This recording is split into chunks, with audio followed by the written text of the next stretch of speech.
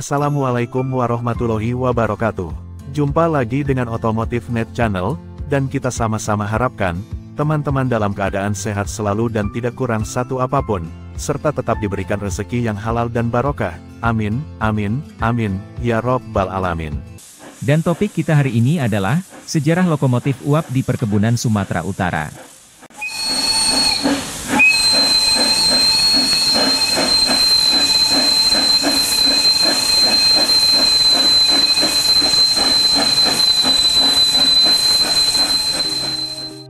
Sejarah perkebunan di Sumatera Utara dimulai pada abad ke-19.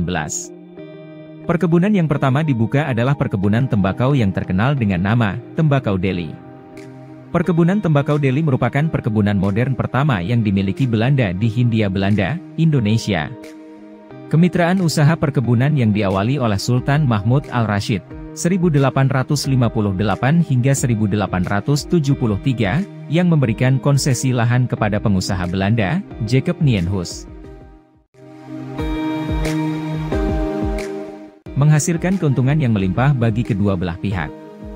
Banyak tenaga kerja asing yang dipekerjakan di lahan-lahan perkebunan. Kota semakin penuh dengan para pendatang. Keuntungan perkebunan menjadi modal ekonomi dan pemerintahan bagi Kesultanan dalam membangun Istana Maimun,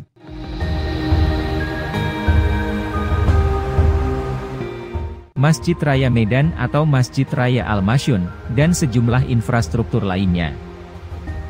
Berangkat dari keberhasilan perkebunan tembakau, pemerintah Hindia Belanda kemudian memperluas komoditas dengan perkebunan kelapa sawit. Kelapa sawit bukanlah tanaman asli Indonesia, namun merupakan tanaman asli dari Afrika Barat dan Afrika Tengah. Sejarah kelapa sawit di Indonesia berawal pada tahun 1848, ketika orang Belanda membawa 4 biji kelapa sawit. Kemudian ditanam di Kebon Raya Bogor dan ternyata berhasil tumbuh dengan subur. Setelah berbuah, biji-biji dari induk kelapa sawit tersebut disebar ke Sumatera. Khususnya di Sumatera Utara secara historis, kebun kelapa sawit komersil pertama tahun 1911 di Indonesia berada di Sumatera Utara, tepatnya tanggal 18 November 1911, yakni di Pulau Raja dan di Tanah Hitam Ulu.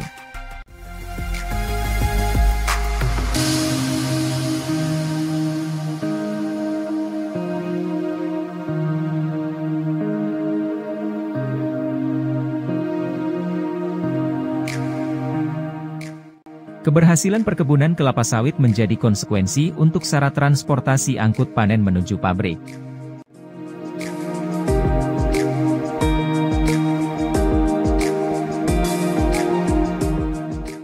Alternatif yang sangat memungkinkan adalah penggunaan kereta api uap, dan penggunaan kereta api uap sangat menguntungkan bagi perusahaan dengan biaya yang rendah tetapi daya muat panen sangat banyak.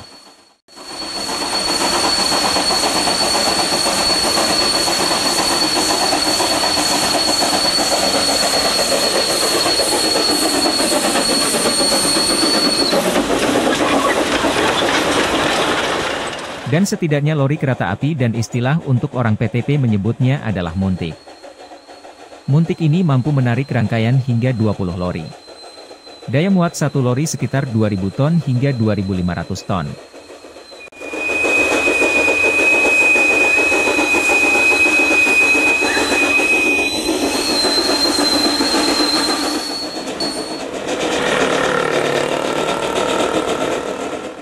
Salah satu merek kereta api uap saat itu adalah Dutrow & Browns.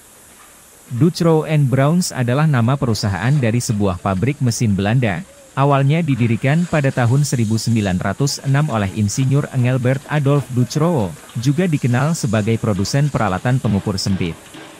Pabrik tersebut merupakan kelanjutan ekspansi dari Teknis Caiman Export Bureau, berlokasi di Amsterdam, di Damrak, yang berspesialisasi dalam peralatan kereta api portabel.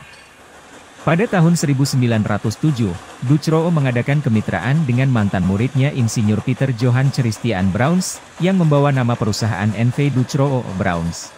Produksi lokomotif Dutrow & Browns ternyata pada dasarnya memiliki jenis yang sama, hanya berbeda pada peralatan kecil, dan ini sesuai permintaan pelanggan. Dimensi dasar semuanya sama. Lokomotif diproduksi dalam dua kategori tenaga, 60 tenaga kuda, dan 80 tenaga kuda. Semua mesin diproduksi pada tahun 1926. Dan untuk maletsnya, mempunyai ukuran sama yakni 700 mm. Dan lokomotif Dutrow and Browns inilah yang mengerjakan pengangkutan tandan buah segar dari lahan perkebunan ke pabrik kelapa sawit. Dan sejauh yang kami ketahui lokomotif uap masih melayani pengangkutan hingga tahun 1999 dan tahun 2000-an. Saat ini moda transportasi kereta api uap sudah ditinggalkan.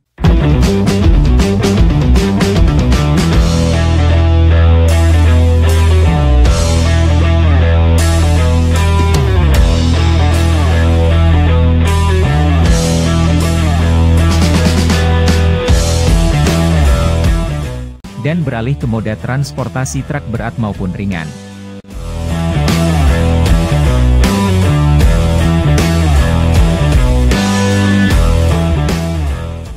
Demikianlah yang dapat saya sampaikan tentang sejarah kereta api uap di perkebunan Sumatera Utara. Semoga bermanfaat. Terima kasih. Wassalamualaikum warahmatullahi wabarakatuh.